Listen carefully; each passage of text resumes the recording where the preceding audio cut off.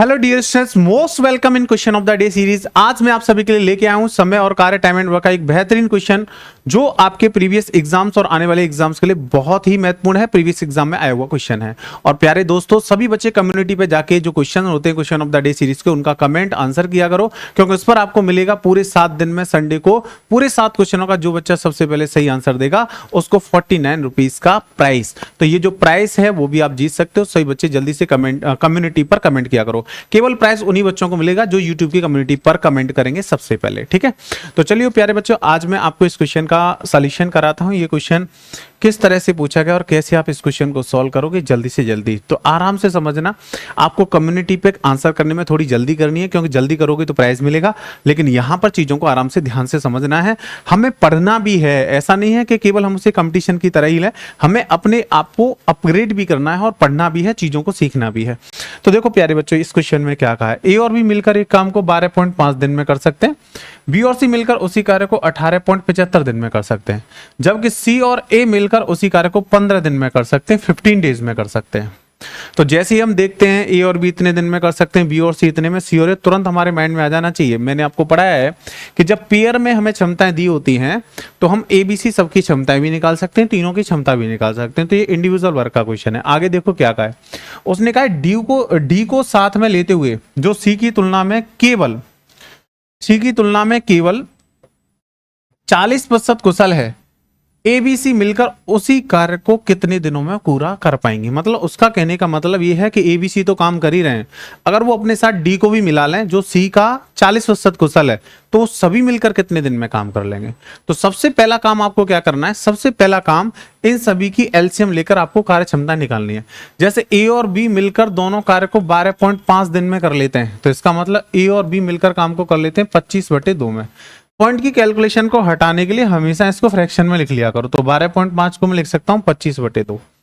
ऐसे ही बी और सी दोनों मिलकर कार्य को कितने में कर सकते हैं, 18.75 में। तो 18.75 को मैं लिख सकता हूं 18 से ही 3/4, 18 4 72 और 3 75/4, 75/4, ठीक है। और सी और ए मिलकर कार्य को 15 दिन में कर सकते हैं। तो सी और ए मिलकर कार्य को 15 दिन में।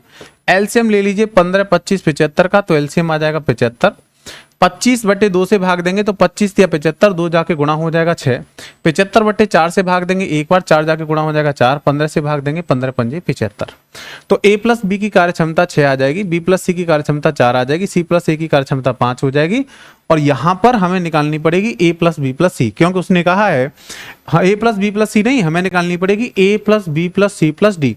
मतलब ए बी सी तीनों तो काम कर ही रहे हैं, डी की हेल्प और ली जा रही है साथ में।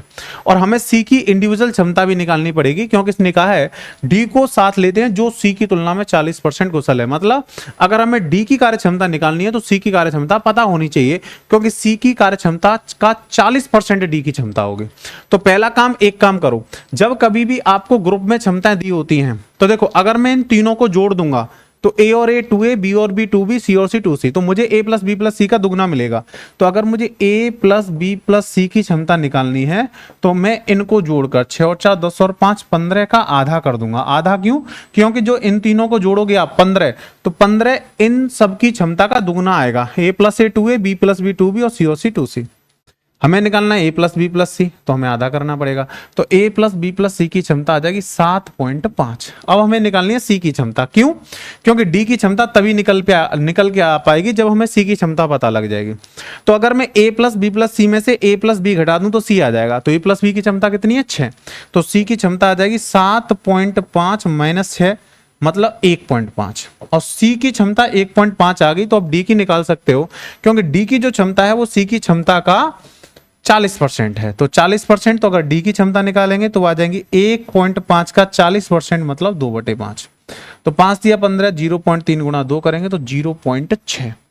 0.6 हो गई क्षमता डी की, और A plus B plus C की हो गई 7.5। तो A plus B plus C plus D सबकी कितनी हो जाएगी, तो सबकी हो जाएगी 7.5 प्लस 0.6, दोनों को जोड़ दिए 8.1। तो उसने यही कहा है कि चारों मिलकर काम को कितने में कर लेंगे। तो 8.1 क्षमता से काम कितने में होगा, पॉइंट हटाएंगे भैया 0 आ जाएगा। 3 से कैंसिल करेंगे 27 बार कट जाएगा, 3 से कैंसिल करेंगे 3 दूनी 6, 250 बार कट जाएगा। तो हमारा आंसर आ जाएगा 250/27।